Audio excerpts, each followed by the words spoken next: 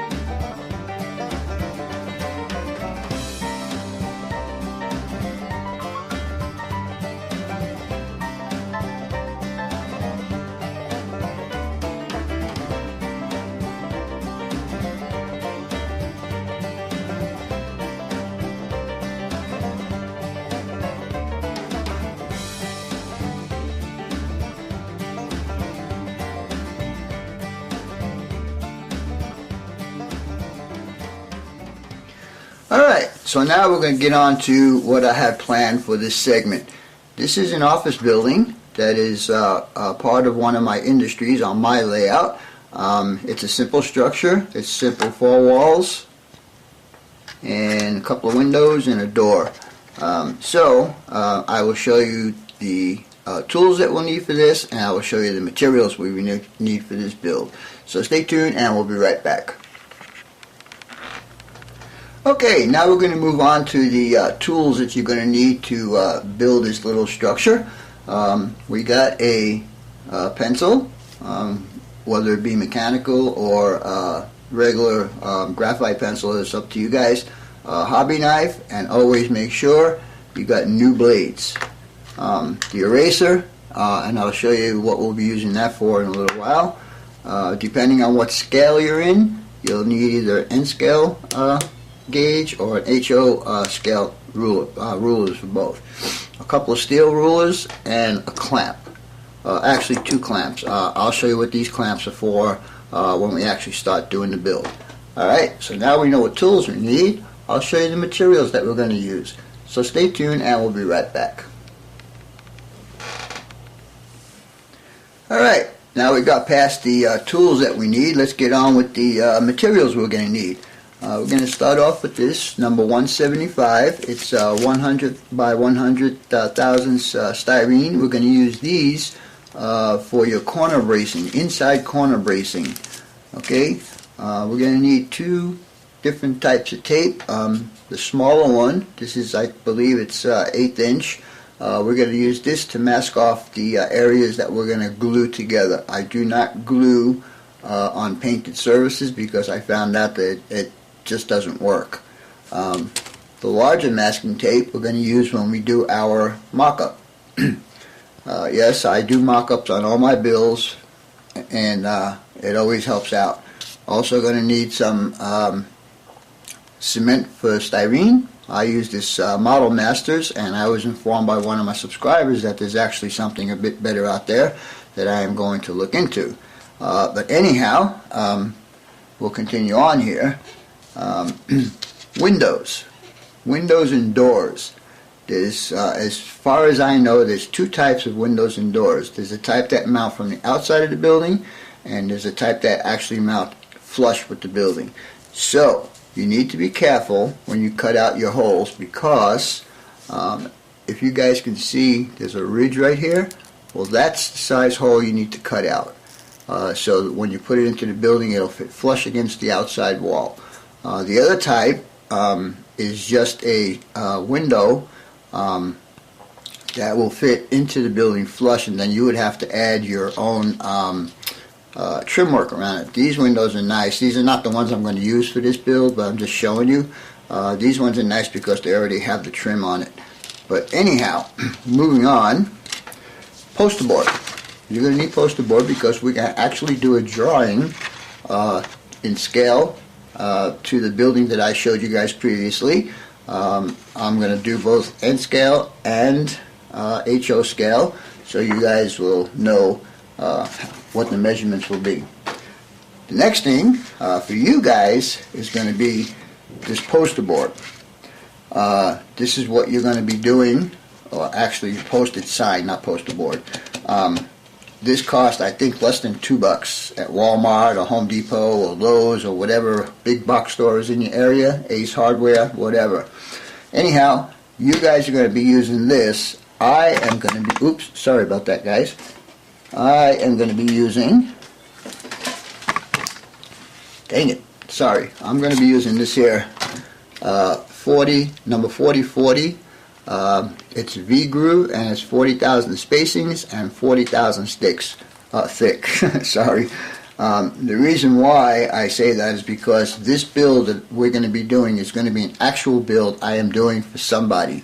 And you'll see in my channel videos that you'll see the completed build that I'm going to be doing. Anyhow, now that we know the materials that we need, let's show you the next step in the process. So stay tuned and we'll be right back. Alright, now that we know the materials and the tools that we need, this is the next step we need to do. Up on the top here is N scale, exact size of the building that I showed you guys in the beginning of this video. And down here is your HO sizes. I included measurements in inches, millimeters, and scale feet on both. Now I put in all of these spaces here to give you an idea of the size that I have used and where I positioned them on the building. You guys can do what you need to do to actually fit your layout. All of this stuff on both scales can be adjusted either bigger or smaller. That's where your eyes and the computer between the two ears comes in handy. To evaluate the dimensions. One wall should be, unless you want to make a square building, that's up to you, but I like making my buildings more rectangular. Again, all my measurements are in inches, millimeters, and scale feet. HO scale feet and N scale scale feet. Anyhow, once you get this done and you're happy with it, the next step for you to do is to cut two of these out and cut two of these out, and the same thing for the N scale.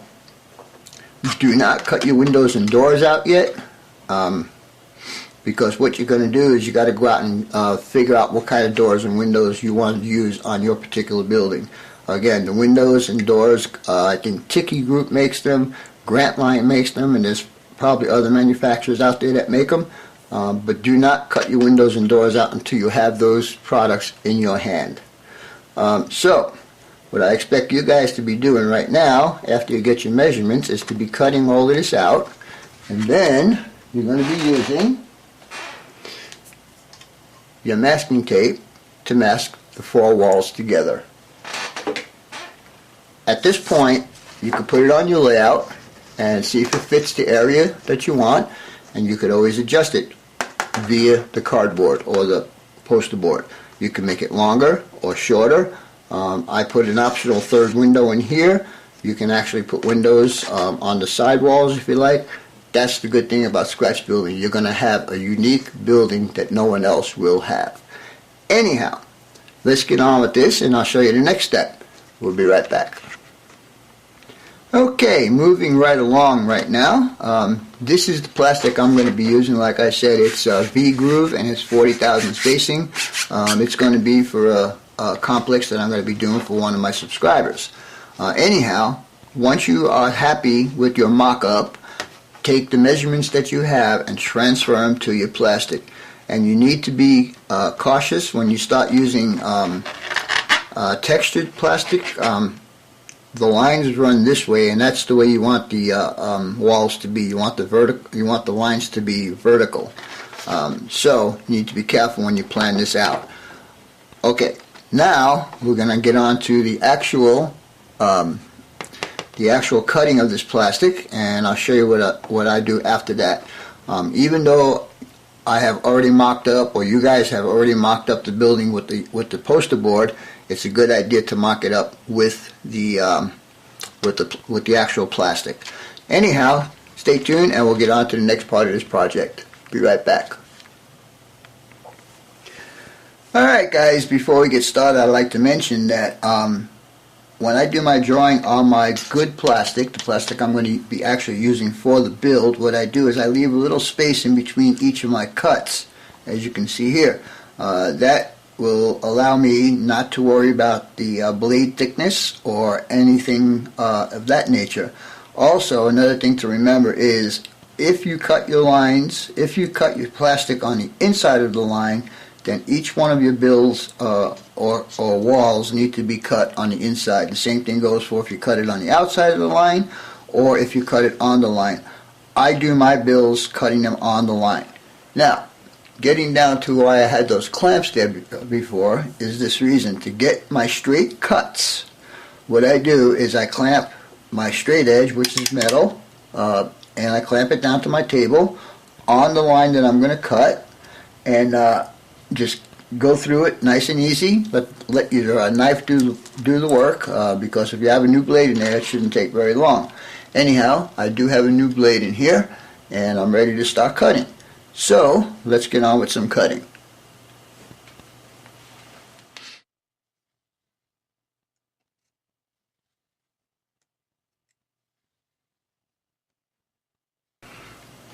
Alright, so now I've got my first piece cut out, and I've still got to cut this little piece off of here. That's going to be an extra piece. I do not throw away any of my scraps, but as you can see, that all my vertical lines are vertical for the walls. So I'm going to go ahead and continue cutting all of this out, and when we get back, we'll mock it up and see what it looks like. Stay tuned, and we'll be right back. Alright guys, I showed you in the last clip what I did is I actually just kind of score this, as you can see this line right here. Once I get enough, maybe 4 or 5 passes, it should be easy enough for you just to do that. And then you'll have a nice straight cut. And then of course the edges will have to be cleaned up with a little bit of sandpaper. Anyhow, I will continue. Okay guys, hopefully by now you have gotten at least this far with your project. As you can see, I've got all my 4 walls cut out, and the next thing we're going to do is we're going to mock this up to see how it looks. And I also notice on this piece of plastic that it's got quite a bit of a warp in here, so I'm going to have to do some extra supports after the structure is built. Another thing that's important to remember is if you take your sidewall and put it on the inside of the front wall, then you need to do that on the back side also. You can't put one here and one here. It'll be a cockeyed building. So anyhow, I'm going to go ahead and mock this up and we'll see what it looks like, and then we'll get on to if I'm going to do any more on this build today or not. So stay tuned and we'll be back in a few minutes. Alright guys, by now this is what you should have. as far as a mock-up goes. I think this is going to be the last part of this segment. Next segment, we'll go ahead and install the windows, and we'll go ahead and get it ready for paint, and then we'll go ahead and see what else we can get into. And I think this might go into like 4 parts, because then we still have to do the roof part. Anyhow, take pictures or videos and submit it to railtalkonline@gmail.com. We'll look them over, and maybe we'll give you some ideas and some creative construction criticism. Anyhow, thanks for watching, and we'll talk to you guys later.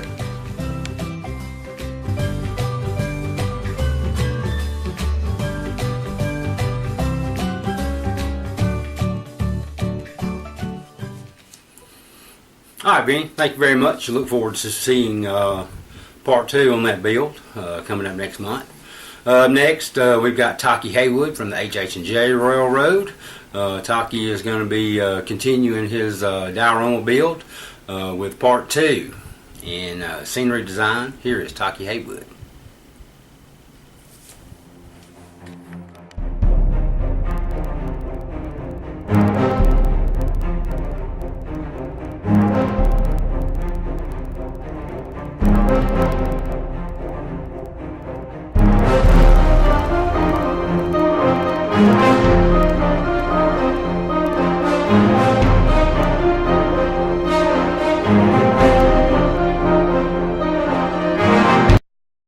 Hey guys, Taki Haywood here, and welcome back to part 2 of the diorama build. When we last left off, it was just basically carving the foam and getting it down to, kind of like how, I wanted it to be. And now we're going to pick up all that left off. So stay tuned, let's get into it. We're going to start adding turf and all of this stuff, and we'll see how far we can get today.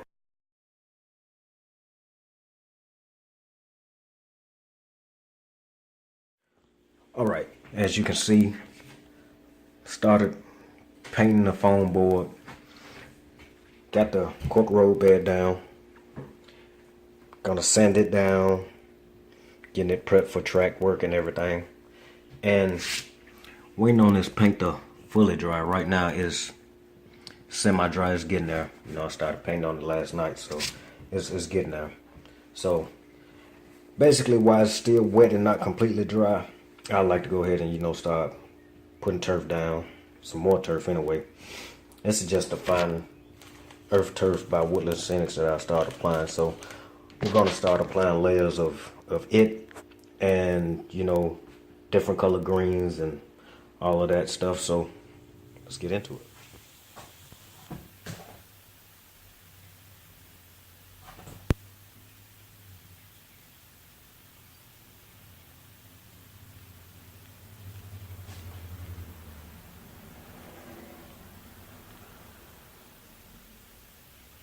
Just applying the earth turf. I'm not really worried about it getting on the road bed or anything like that. I just want to keep it out of the river.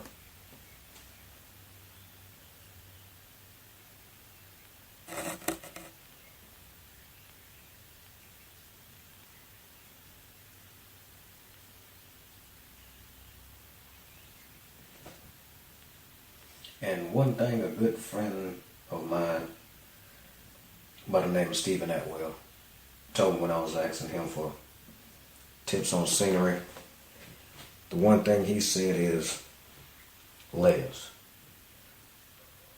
Apply the turf and layers. And ever since then I've been following that technique, and it's turned out perfect. As you can see, it's not too bad so far. Just getting a basic ground cover on it, just to start with. Now we're going to move on to the other end and do much of the same. Like I said, all of this is applied while the paint is still wet. And I mean, if you would rather wait until the paint dries to do this, that's fine. I would just suggest going over with, some PVA glue, Mod Podge, or whatever.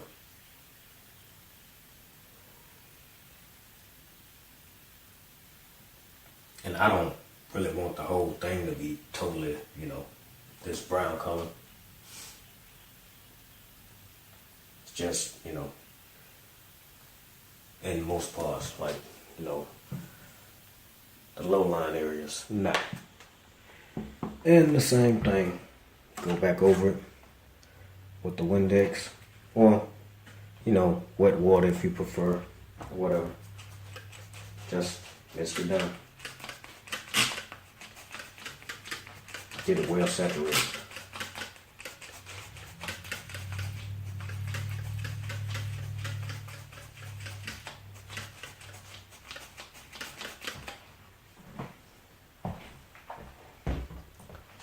Starting to take shape, starting to come to life here a little bit. Now, let's add some green, shall we?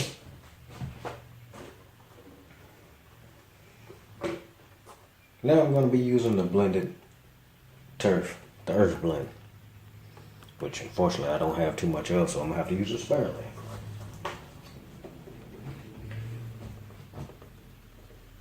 And we just come in and just let it fall away to me. Like I said, it's going to be in layers, so we don't really have to worry about covering up everything. We just want to get just some of those colors in there. Same thing on the other side. And this is currently where we are. After adding some of the coarse turf to it, combination of light green greens and burnt grass. That's what we've come up with so far. I'm gonna apply some more of the burnt grass. Just give some more highlights here and there in certain areas.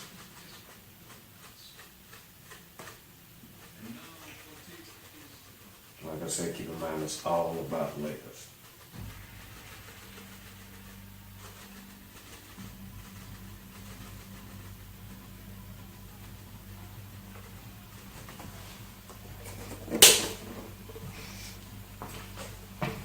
Now we're going to let that sit for a while. I'm going to spread again with the Windex and apply more glue so it all set in, and then we're going to move on to another area.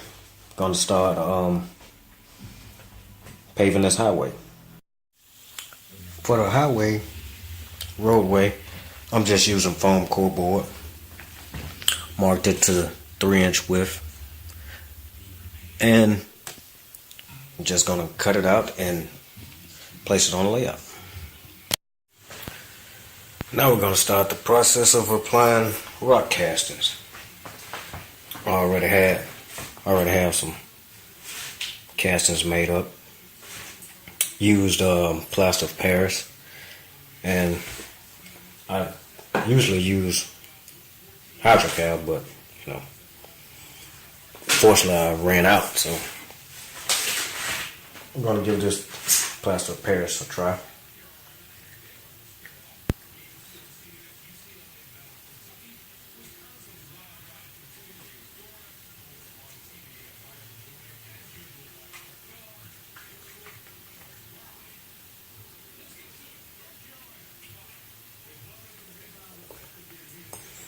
I'll apply a little bit on the back of the casting as well.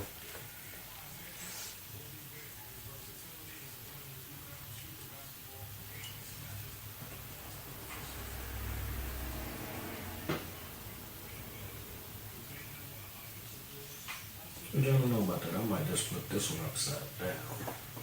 Yeah. I like that look better.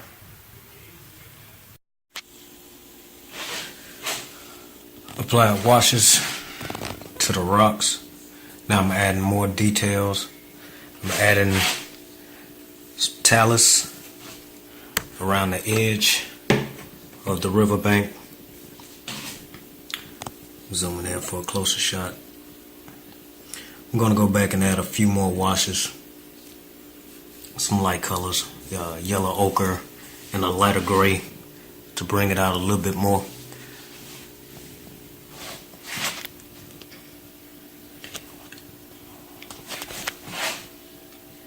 Gonna add some more shades of turf, probably a darker green here and there in certain spots, just to liven it up a little bit more.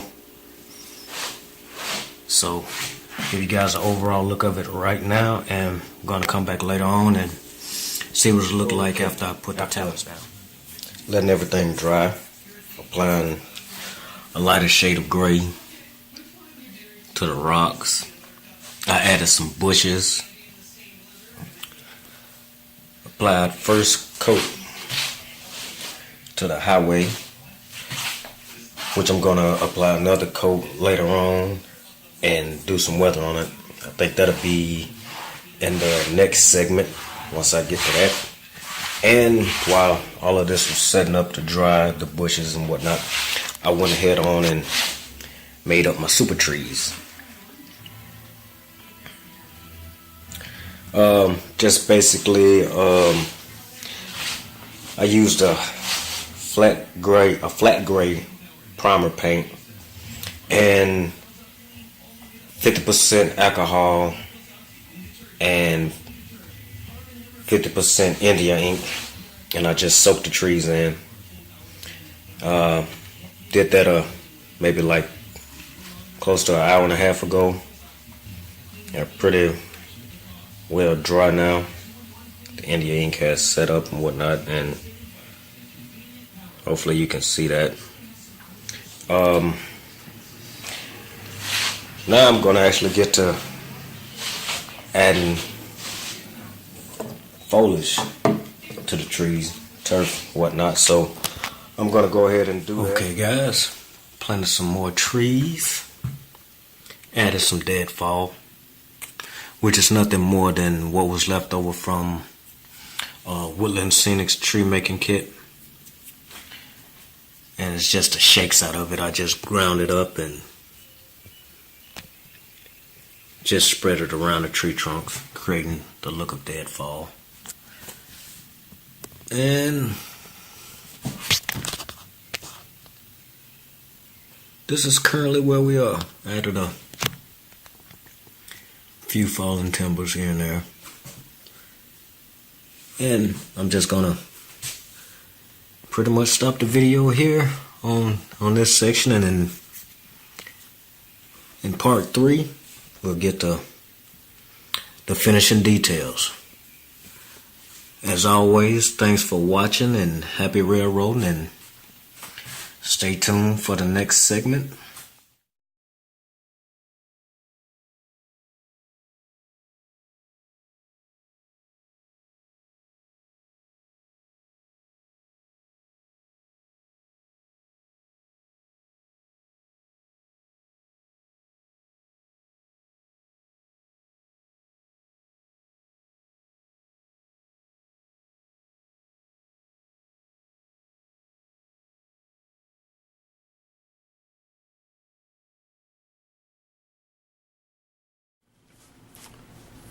All right, Taki, thank you very much.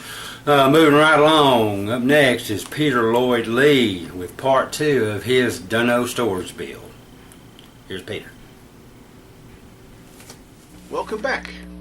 In the first installment of this series, we've got my kit bash approximately half done. Now follow along as I complete the structure.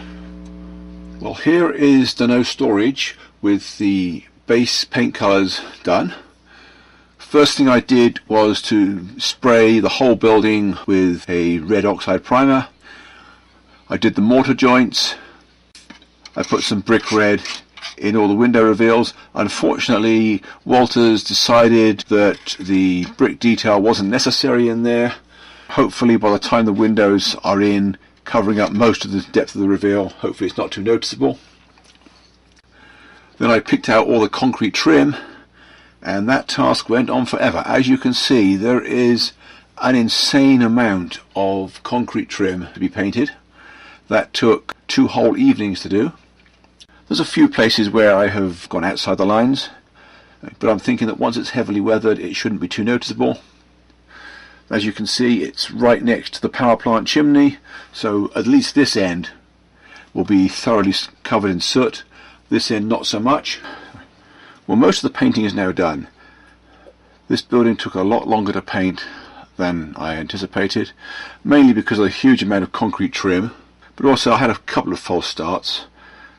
To start with, I painted all the doors green and I didn't like the way it turned out, so I stripped the paint off and started again. They're now going to be white. I changed my mind on the colour of the water tank. I think it looks better in two colours. I've still got a lot of weathering to do, but the next task is to install the loading dock canopy. Before I painted the canopy, I put strips of masking tape over the areas that are going to be attached to the building. So now I'm just going to peel them off. A little bit of paint bled under, but that really doesn't matter. There's still enough gluing area. We've got these little strips on here. I put these in with a square. I now have guidelines to get the brackets square. I'll need a little bit of touching up underneath the canopy with a brush, but not so much. But I figure I can do that without disaster. Certainly a lot easier than painting the whole thing in situ. And that is now ready to install. Then we go and get the building. Well, as you can see, I have done quite a lot of work since I last turned the camera on. I've got most of the components weathered. I've installed the windows and the roof details. The water tank is going to remain detachable. I think what I need to do now is give it another all-over light coating of soot. That will blend everything in, because right now the window frames look too stark. With the warehouse interior, I felt it was necessary to add some lighting so I could actually see it, or more importantly so the visitors can see it and appreciate it. I just put a white LED through a hole in a piece of styrene, connected the wires and ran them through the corner of the building and through a hole in the benchwork. This slides in here. It's not actually fixed. The idea being that I can leave it a little bit long at the back, and as I put the building into place, the backdrop will push it as far as it needs to, so that it will still touch the backdrop all the way along and be a light barrier so that the top floor isn't lit. And I just pull the wires through, take up all the slack. I've left them really long because I'm not quite sure what I'm going to connect it up to. The method of attaching the interior is really simple. I made the floor out of 80 thou styrene and I added a 20 thou strip underneath it to give me 100 thou, and then put another piece of 80 thou styrene sticking out a little bit, and then in the back of the building there's a piece of 100 by 100 and then a gap, then two short pieces underneath it. So this piece along the front here just slides into that slot and it actually stays put. It doesn't need any attachment. Good afternoon everybody. This afternoon's project is to produce a signboard for the front of the building.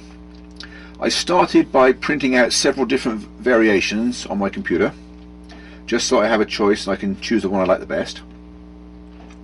Originally I was hoping to do a painted on sign, get it to look like it's just painted on the brickwork. But since I only have an inkjet printer, I figured there's no chance of being able to get it to stick without running as soon as it gets wet. So I'm going to do a separate billboard instead. Anyway, I have selected the one I like the best and I have attached it to a piece of 20 thou styrene using spray adhesive. Now I'm going to put a raised border around it using scale 2x6 styrene. I was going to use 2x4, but I don't have any left, so 2x6 is going to be. Well, that took hardly any time at all. I've attached the 2x6 all around the edge and cut it out. I've gone over the styrene with a fine file to roughen it up a little bit. I'm hoping that the weathering powders will stick to it. what I'm going to do is experiment on one of the spare signs before attacking this. And if I can't get it to weather nicely, then I will just put it up pristine and claim that they've recently replaced the sign. Well, I've rubbed some of the weathering powders over this end of this sign here and on the prepared styrene, and I think that's satisfactory. It might even be a little bit heavier than I wanted, so I am going to go ahead and weather the sign using the powders and just assume that it's going to work fine. Well, I'm all ready to attach the sign. Just going to put it up here underneath the coping, center it on the windows, and then this building will be just about done. Well, it's the morning of the 26th of January, and last night I put the ground cover in around Dunno Storage Solutions, and I'm going to call that building done. I'm really happy with the way it turned out.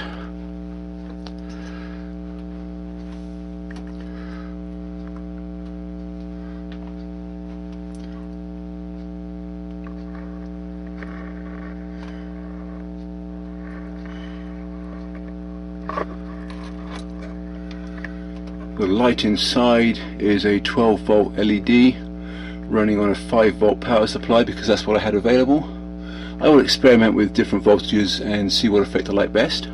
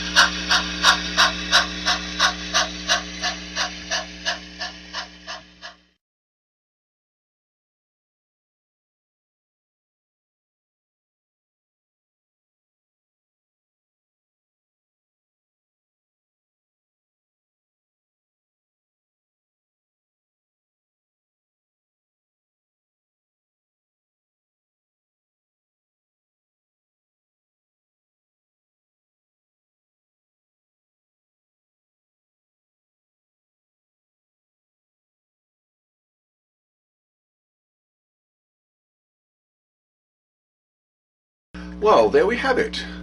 Dunno storage is now complete.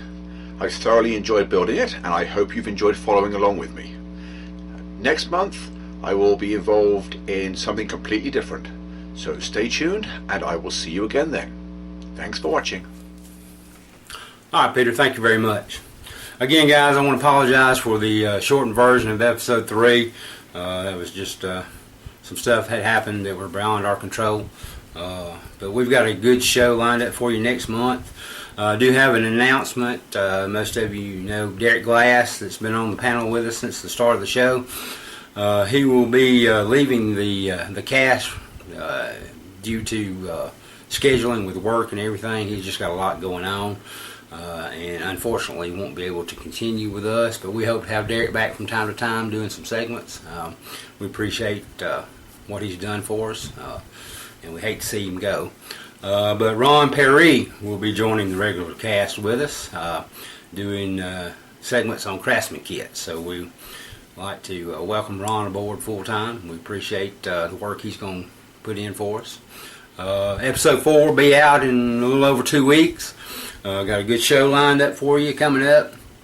Vinny and Taki will be back, continuing their segments. I will be here with Roads and Streets. Kevin Smith will be joining us for a special segment to go along with the Roads and Street segment. He's going to be covering weathering road signs for us. Robert Sacco will be with us, and he's going to be giving us a tour of his club, the Suncoast Model Railroad Club's layout. Look forward to seeing that. And Ron Perry with us, be back with us doing a Craftsman kit segment. So good show lined up for episode 4. Hopefully we'll be back on our normal schedule. Again, I want to say thank you to all the subscribers. We appreciate it very much. Please hit the like button and leave us a comment. We look forward to hearing from you. We want your feedback. And again, that'll do it for episode 3, and we will see you again next month. Thanks.